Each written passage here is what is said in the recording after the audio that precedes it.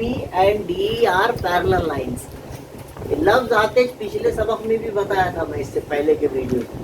3 किस्म के जाविये याद आ जाए, करस्पॉन्डिंग एंगल्स, नजीरी जाविये। ये लफ्ज दिया, पैरेलल है बोला, मुतवाजी है बोल के सवाल में आया, मगर बोले 3 लफ्ज जहन में आना एंगल्स। कौन कौन से? नजीरी जाविये, करस्पॉन्डिंग। दूसरा मुतबादला जाविया, अल्टरनेट एंगल। तीसरा इंटीरियर एंगल, नजीरी जाविया। इसके सिवा चौथा फिलवक्त नहीं आता, चौथा 10वीं में गए बाद। अब अगर किसी के जहन में ये नहीं आता तो इसका मतलब उन्हें रिवीजन नहीं करता है ना। ऐसा नज़म पढ़ सकती है बहुत बड़ी चीज, बगैर बोले वो जहन में आ जाना। तो यहाँ एन की या जेड की शक्ल बन रही क्या? उल्टा जेड, सीधा जेड, उल्टा एन, सीधा एन, एक ही चीज है, जेड और एन नहीं। तो कौन से जाविये कहलाते हैं? Yes, alternate angles. मुतबादला जाविये मुतमासिल होते हैं। मुतबादला जाविये तो कभी भी बनते हैं, नजीरी जाविये भी कभी भी बनते हैं। खुतूत मुतवाजी रहे तो बनते हैं, लेकिन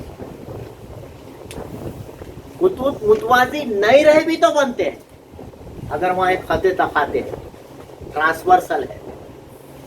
समझ में आ रही बात? लेकिन बीच में कॉमा देना कि मुतमासिल लिखना, ये मुतवाजी की शर्त पे डिपेंड करता है ना। मुतवाजी है तो मुतमासिल है, मुतमासिल है तो मुतवाजी है। दे आर इंटरलिंक्ड, एक दूसरे से जुड़े वाले सेंटेंसेस है ये। समझ रहे हैं मेरी बात?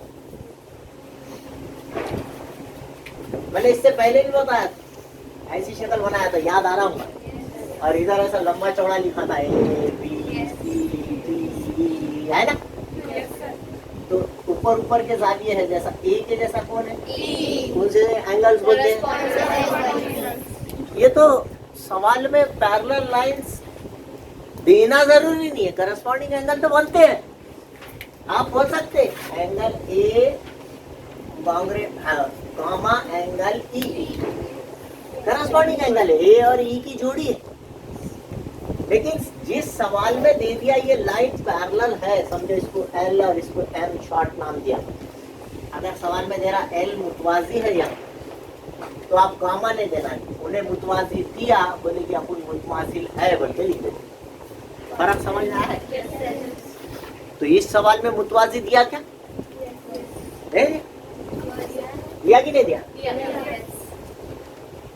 तो जब दिया तो फिर बीच में अलामत कौन सी है?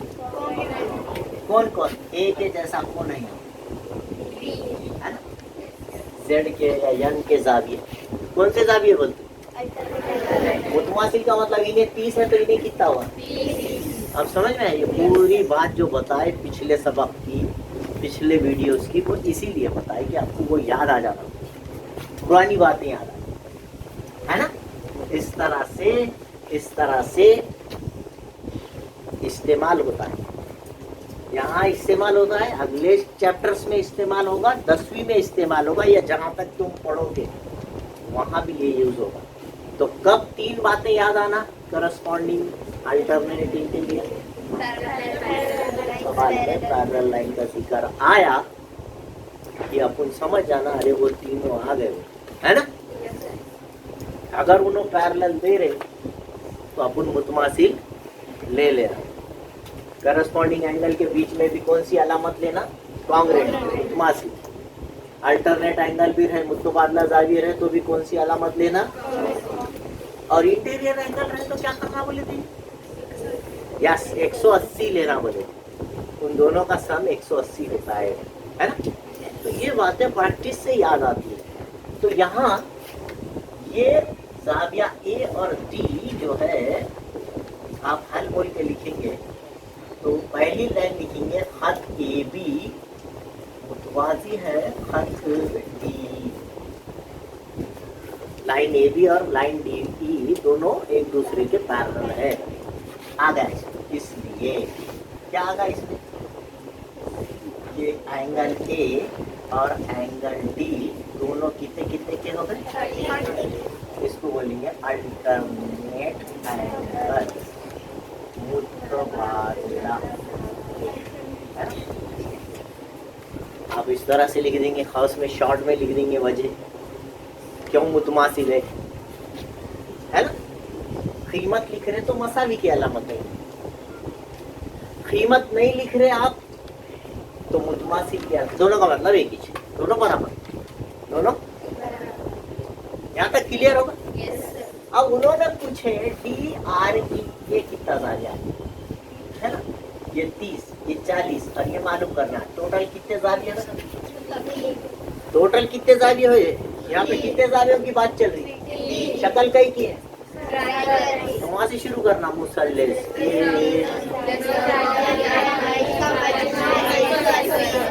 है ना, ऐसा।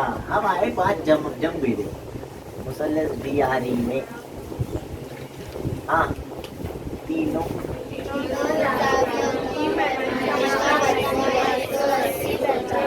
मैं ये बार बार क्यों लिखा रहा हूँ, आपको याद हो जाना भाई, और इस्तेमाल करने की आइडिया भी आ जाना भाई। शक्ल किसकी दिखी रे दिखी, और उसके क्या क्या मालूम करने की बात चल रही, जाविया, मतलब दो जाविया देके तीसरा जाविया मालूम करो, तो अपन पहला लाइन शुरू कर देना, है ना? हाँ क्या है,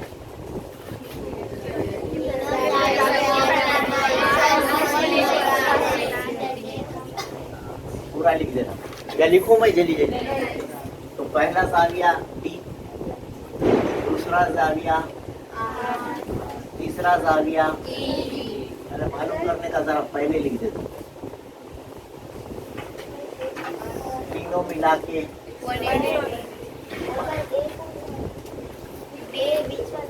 डी लिखे रहे, समझता नहीं तुमको, डी है वो, डी है बाबा, आर मालूम करना है, आर का पूरा नाम लिख देंगे, आर का को पूरा नाम लिखेंगे, आर को इधर से भी एक आर है, इधर से भी एक आर है, तेरा दो जाविया है ना, तो इसलिए सही आर लिखेंगे, डी आर ई।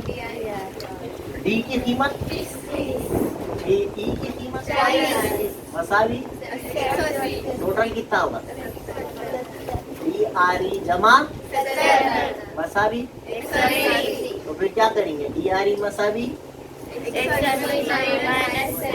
-70, ये प्लस उधर जाता है, तो डी आर ई की कीमत कितनी आ गई, हाँ ओके। अच्छा ये आधा 110, अच्छा ये भी मालूम करो बोला, ये कौन सा जाविया है, एक लीनियर पेयर से आता, ये भी अच्छी बात याद आई आपकी, इन्हें और इन्हें मिला के पूरा चांदा बना रहे, तो दोनों मिला के कितने होंगे, 180 होंगे, तो इन्हों 110 है तो इन्हें कितना होगा, 70 होगा, है ना? ये बात भी हो सकती है आप, या फिर आपको एक एक्सटीरियर एंगल थ्योरम पढ़ाए रिमोट डिटेल, इसकी पैमाइश इसके करीब का छोड़ के जो दूर के दो रहते हैं उनको मिला के 30 और 40 कितने, वैसा भी मालूम कर सकते हैं।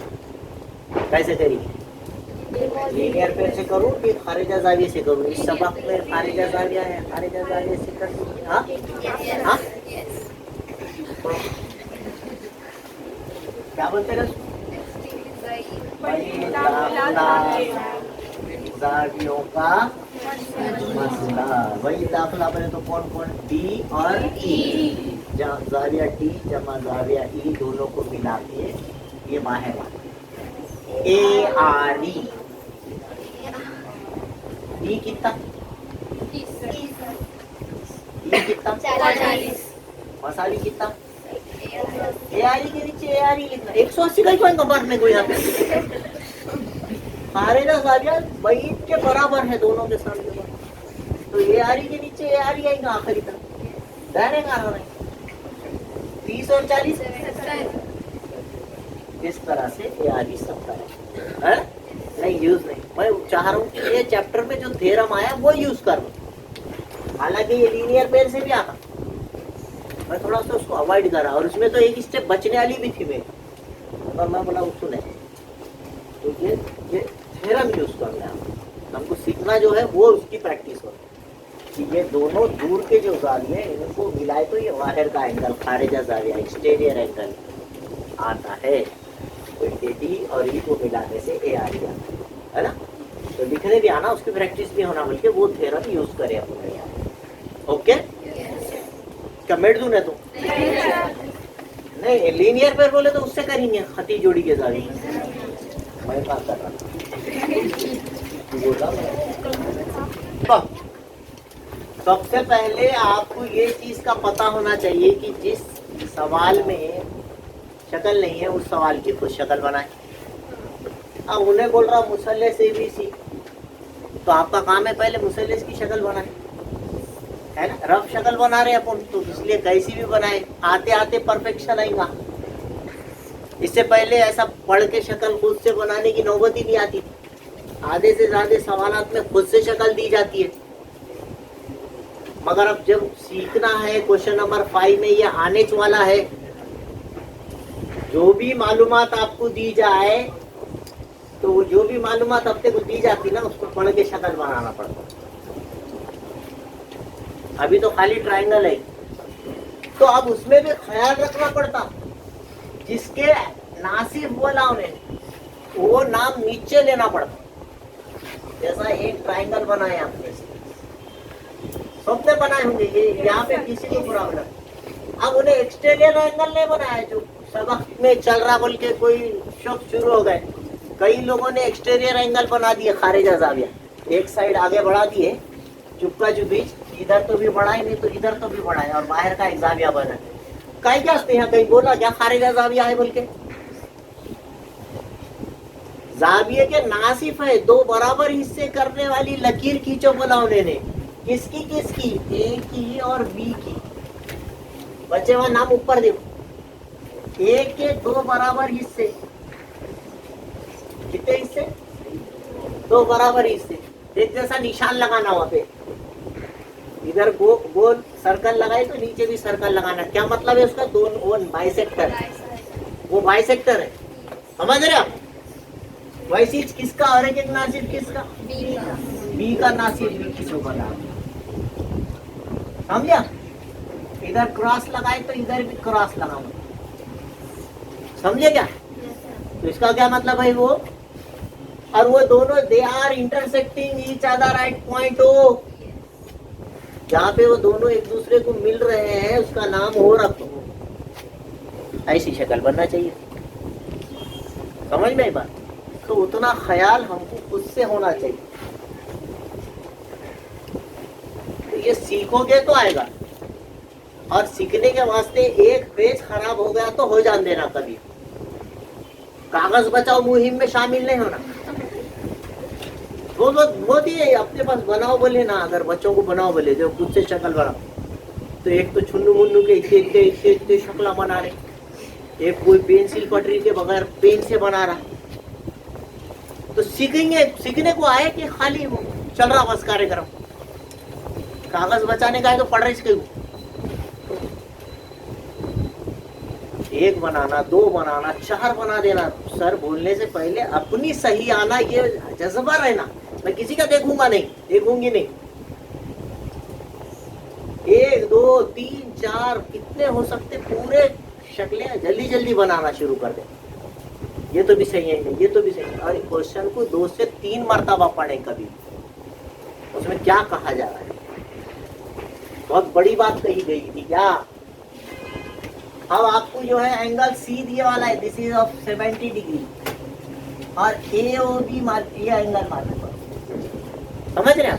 ये एंगल आपको मालूम करना है। तो इसके लिए क्या करना पड़ता? इसके लिए ऐसा करना पड़ता। इधर देखिए, इधर देखो बेटे, इधर देखिए जी, जैसा ये ए है, इसको समझो आपने एक्स एक्स फर्ज करे, ये दोनों बराबर है ना, बाइसेक्टर है ना वो, तो दो बराबर हिस्से करता है ना, तो इसको एक्स एक्स फर्ज करें, और समझो इसको वाई वाई फर्ज करें।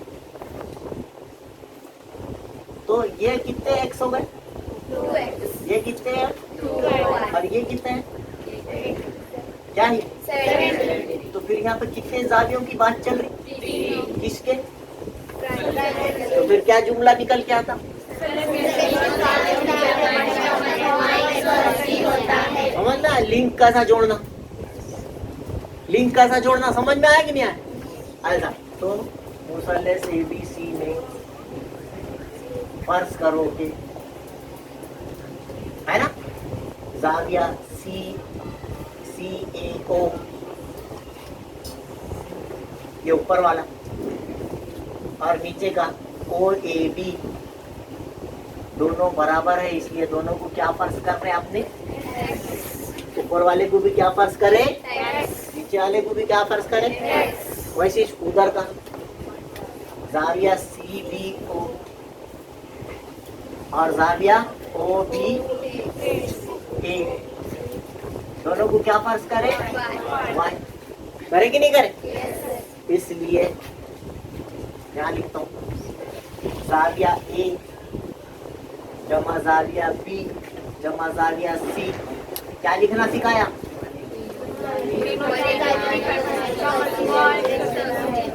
हाँ, 180 दर्जे, तो मसावी के बाद कितना लिखो? A में कितने x है? B में कितने y है? C में क्या है? इज इक्वल टू, ये दोनों में से दो कॉमन निकला, ये दोनों यहाँ ब्रैकेट है समझ के चलना, क्या निकला? तो क्या बचा? 180 के पास जमा का 70 गया, समझ में आई बात? तो x जमा y बचेगा इधर, ये दो जाएगा वहाँ, जो बचा उसके बटे में 180 में से 70 गए, के बटे में आया 2, समझे? तो 2 1 का 2, 2 पंजे, फिर कितने बचे? 10 बचे, 10 हुए, 2 पंजे, तो x जमा y की कीमत कितनी आ गई? ये इस्तेमाल करने का एक नया तरीका आया यहाँ पे, अच्छे से जहन में रखो, अभी जवाब नहीं आया। जिस सवाल में इधर देखना है, अभी तक आपको पहले हिस्से में जवाब आ रहा था, अब एक हिस्से में नहीं, ये शक्ल में 2 हिस्सों में जवाब है। पहले हिस्से में किसी की कीमत ला लेना और फिर उसको रीसब्स्टिट्यूट करके तो जवाब ला। अब ये एक हिस्सा हुआ, अपने को किसकी कीमत पूछा? AOB बोले तो x जमा y है क्या? नहीं है, है क्या? यहाँ लिखा है x जमा y नहीं है, लेकिन फिर यहाँ एक शक्ल बन रही, देखो किसी गाय की शक्ल बन रही, फिर कौन सी बात सामने आ गई? आई बात समझ में आई कि नहीं है? अब नाउ इन ट्राइंगल OAB में कौन है? A, फिर कौन है? B, फिर कौन है? O, उसका नाम O का नाम AOB, तीनों मिला के फिर कितना? A के नीचे अब कितना x लिखना है छोटे ट्राइंगल में? 1x। अच्छा B और AOB आपको मसावी x जमा y के नीचे नंबर 1 कितना रखो बोल रहा? जहाँ आपके पास x जमा y है उसके नीचे कितना रखो? देखो कैसा इस्तेमाल हो रहा, इस्तेमाल करने का सवाल आ रहा है, ऐसा इससे पहले नहीं आया। यानी इसको बोलते 2 हिस्सों पर मुश्तमिल सवाल।